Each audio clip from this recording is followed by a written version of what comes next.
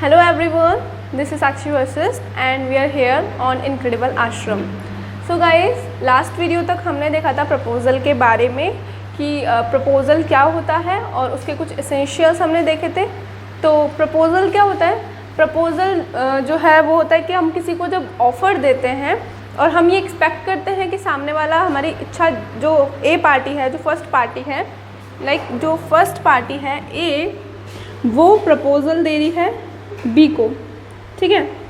इस एक्सपेक्टेशन के साथ, इस इच्छा के साथ, इस उम्मीद के साथ कि जो बी है वो इसे एक्सेप्ट कर लेगा, बी इसे स्वीकार कर लेगा और उसके अकॉर्डिंग काम करेगा। तो इसे हम बोलते हैं प्रपोज़ल या फिर इसे हम क्या बोलते हैं, ऑफर, ठीक है।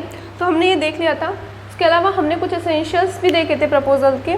तो आज हम बात करते हैं टाइप्स ऑफ प्रपोज़ल, कि प्रपोज़ल आखिरकार कितने टाइप्स का होता है। आज हम बात करेंगे क्या, टाइप ऑफ प्रपोज़ल। जो प्रपोज़ल है वो बेसिकली 3 टाइप से डिवाइड होता है, ठीक है।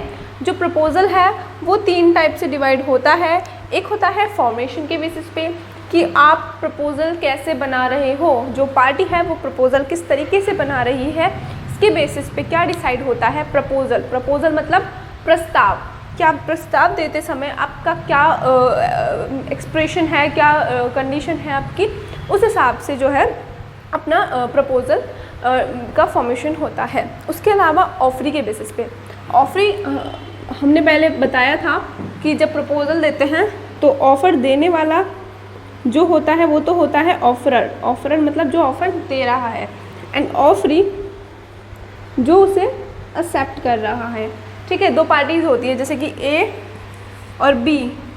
तो जो प्रपोज़ल दे रहा है वो ऑफरर है, जो एक्सेप्ट कर रहा है वो ऑफरी है। तो ऑफरी के बेसिस पे अगर हम डिवाइड करते हैं तो ऑफरी के बेसिस पे ये 2 टाइप का होता है, और वो होता है अपना जनरल ऑफ़र और स्पेसिफिक ऑफ़र। कौन से होते हैं? जनरल ऑफ़र और स्पेसिफिक ऑफ़र।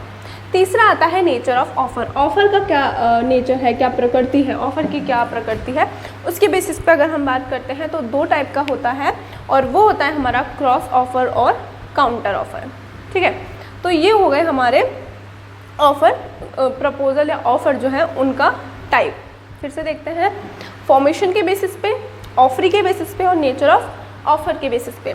तो फॉर्मेशन के बेसिस पे बेसिकली 2 होते हैं, एक्सप्रेस और इम्प्लाइड, ठीक है। तो फर्स्ट हम बात करते हैं एक्सप्रेस की। एक्सप्रेस जो है हम कॉन्ट्रैक्ट में भी देख के आए हुए हैं। एक्सप्रेस के बारे में हमने जो है कॉन्ट्रैक्ट में देखा हुआ है। जो एक्सप्रेस मतलब जहाँ पे आप क्लियरली शो कर रहे हो, मतलब अपने इंटेंशंस जो है आप चाहे तो रिटर्न में लिख के बता रहे हो, मतलब जो प्रपोज़ल दे रहा है, जो प्रपोज़र है वो या तो रिटन में दे रहा है, या फिर वो बोल के बता रहा है उसको कि मुझे ये करना है, या फिर वो ईमेल के थ्रू, व्हाट्सएप के थ्रू, कैसे भी, बट वो कुछ कर रहा है, प्रपोज़ल दे रहा है तो उसके लिए कुछ एक्शंस कर रहा है, ठीक है। जैसे कि हम एग्जांपल लेते हैं एक्सप्रेस ऑफ़र का। तो एग्जांपल है इसका, जैसे कि 2 पार्टी हैं यहाँ पे, ए और बी, ठीक है। ए और बी 2 पार्टी है।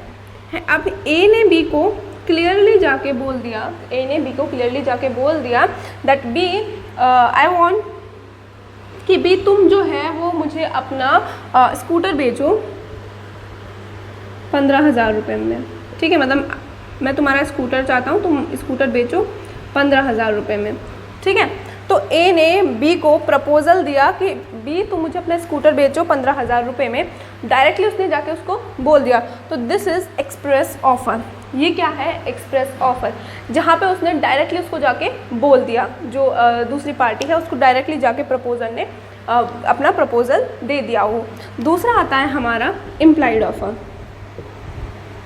इम्प्लाइड ऑफ़र, इम्प्लाइड ऑफ़र क्या होता है? जहाँ पे आपने डायरेक्टली कुछ नहीं कहा, बल्कि कुछ एक्शंस ऐसे हो गए जिन एक्शंस की वजह से वो जो है कॉन्ट्रैक्ट वो जो है प्रपोज़ल माना गया। अब वो एक्शंस कैसे हो सकते हैं? जस्ट लाइक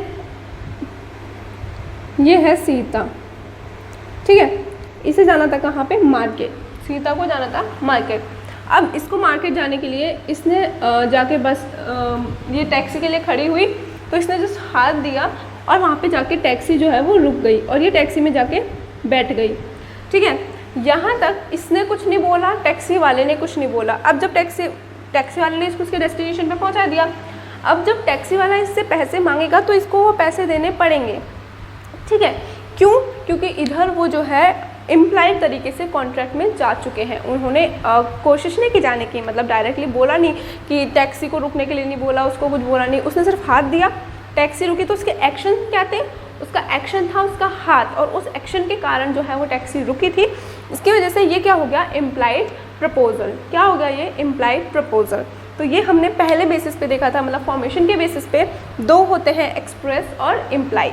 ओके, नेक्स्ट आता है हमारा ऑफरी के बेसिस पे, ठीक है।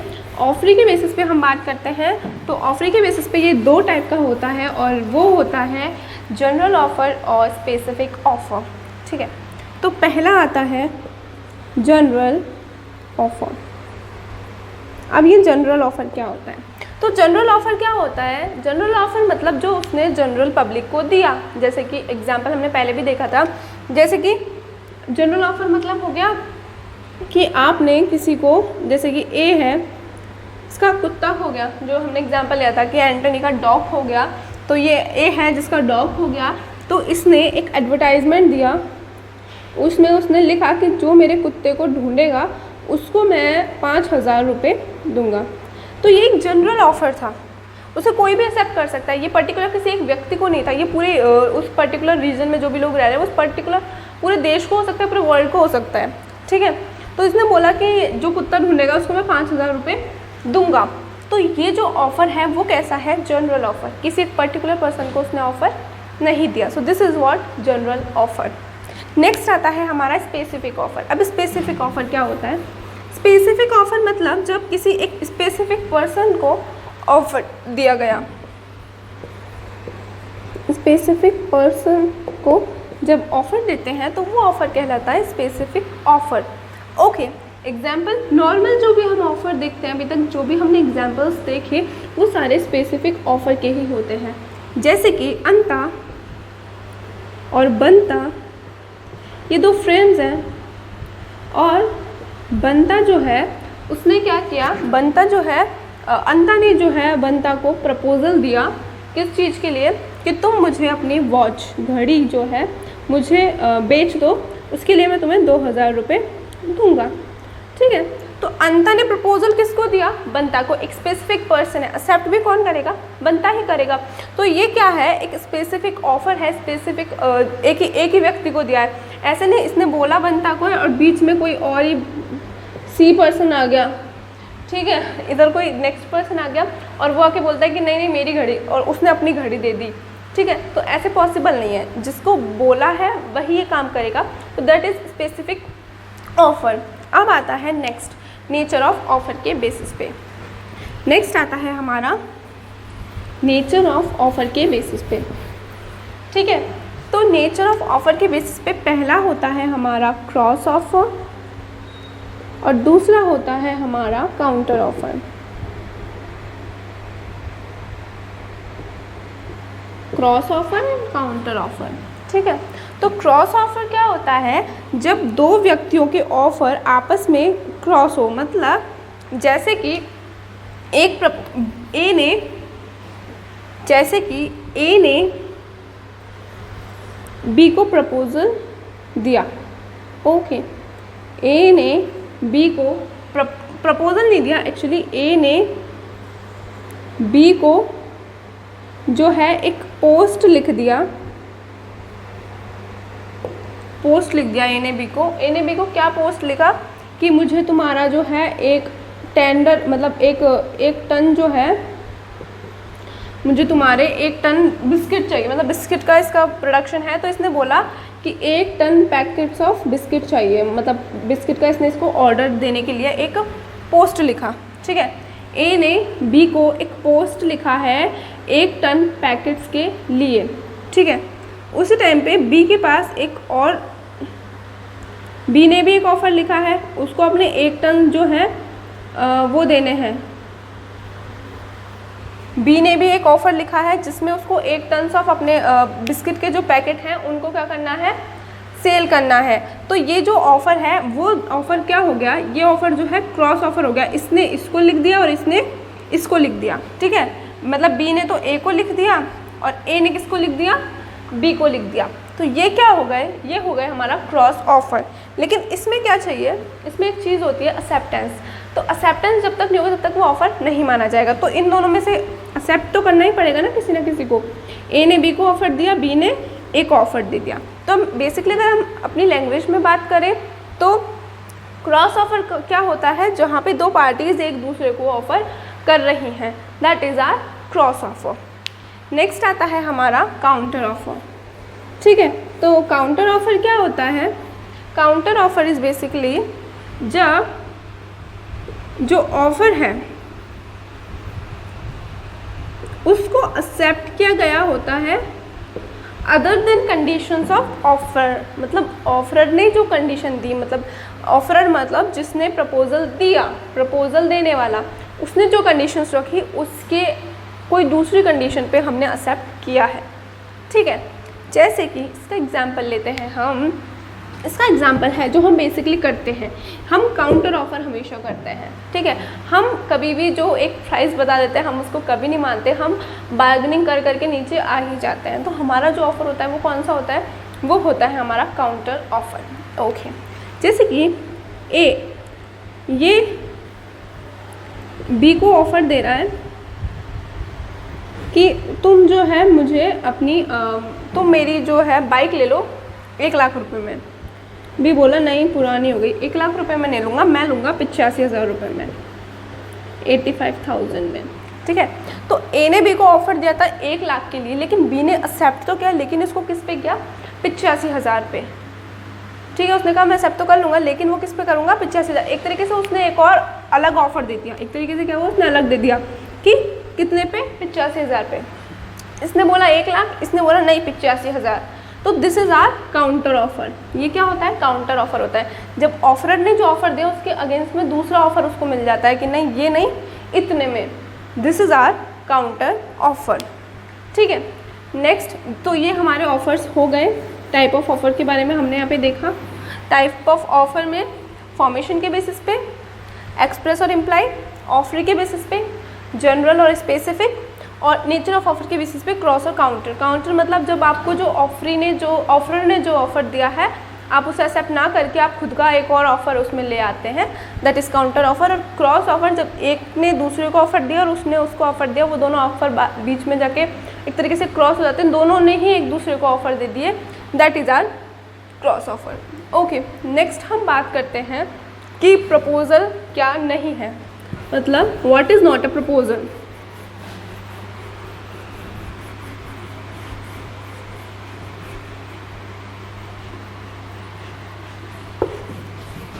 तो नेक्स्ट हम बात करते हैं नॉट अ प्रपोज़ल। हम उन चीज़ों की बात करेंगे जो प्रपोज़ल नहीं है, जो प्रपोज़ल नहीं है। जैसे कि पहला होता है इंटेंशन, इंटेंशन ऑफ प्रपोज़ल। आपको प्रपोज़ल करने का इंटेंशन है पर आप फ्यूचर में प्रपोज़ल देने वाले हैं, आप अभी प्रपोज़ल नहीं दे रहे, आप प्रपोज़ल दोगे फ्यूचर में, लेकिन आप इंटेंशन अभी ही व्यक्त कर रहे हैं, that is intention of proposal, ठीक है। इसका एग्जाम्पल लेते हैं, जैसे कि एक दयाराम है, दयाराम, ठीक है। इन्होंने क्या किया, इन्होंने अपनी वसीयत जो है वो लिख दी, अपनी वसीयत लिख दी। वसीयत में इन्होंने अपने बेटों को जो है पार्टीशन दे दिया, इनका बेटा है राम, ठीक है।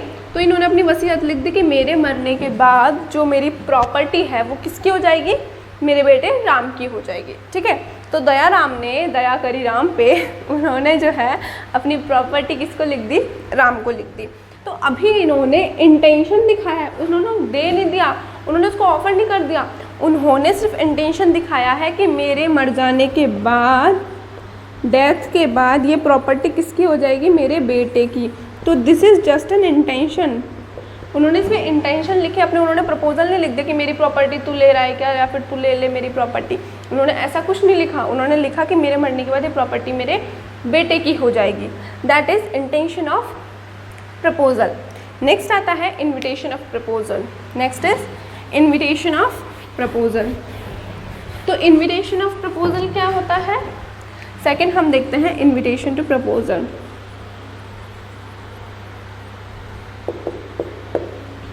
इनविटेशन टू प्रपोजल ये होता है जब आपने प्रपोजल दिया नहीं है, ठीक है, प्रपोजल के लिए इनविटेशन दिया है, प्रपोजल नहीं दिया, प्रपोजल के लिए क्या दिया है? इनविटेशन दिया है, that is invitation to proposal. इसका मतलब क्या हुआ? इसके बेस्ट एग्जांपल है टेंडर, ठीक है। टेंडर जब कोई किसी के लिए लिखता है तो उसमें वो एक ऑफर नहीं देता, एक प्रपोजल नहीं देता, वो अपना इंटेंशन शो करता है कि हाँ, इनविटेशन शो करता है कि हाँ मुझे टेंडर चाहिए। सो वो अलग अलग उनके मंगवाता है, जिसके उनको उसको सस्ता लगता है वो उसका लेगा। तो that is what it is invitation. वो प्रपोजल कर नहीं रहा, वो इनविटेशन दे रहा है अपने प्रपोजल के लिए कि आओ तुम अपना टेंडर दिखाओ मुझे, ठीक है। तो इसके एग्जाम्पल्स होते हैं, इसके एग्जाम्पल होते हैं, पहला तो इसका एग्जाम्पल क्या हो गया? टेंडर, टेंडर खुद हो गया।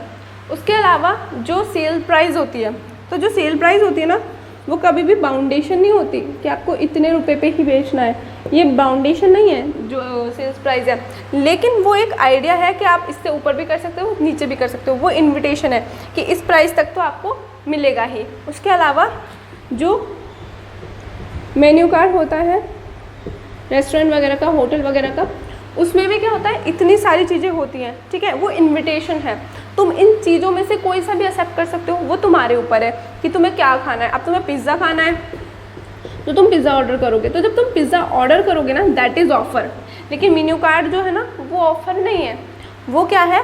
वो इनविटेशन है, क्योंकि आप मेन्यू कार्ड देख के ही तो ऑफ़र करोगे, इधर आप टेंडर देख के ही तो अप्लाई करोगे, इधर सेल्स प्राइस देख के ही तो सामान खरीदने की कोशिश करोगे। ज़रूरी नहीं है हम वही सेल प्राइस पे लें, लेकिन एक हमारा एस्टिमेट तो होता है ना। ऐसे ही यहाँ पे जो मेन्यू कार्ड है वो देख के हम कर रहे हैं, तो ये क्या है? प्रपोजल के लिए इनविटेशन है, मतलब लोगों को प्रपोजल देने के लिए हम बुला रहे हैं, that is invitation to proposal, ठीक है। इसमें अपनी जो है टेंडर प्राइस हो गई, सेल्स प्राइस हो गई, मेन्यू कार्ड हो, ये हो गया हमारा जैसे कि कैटलॉग,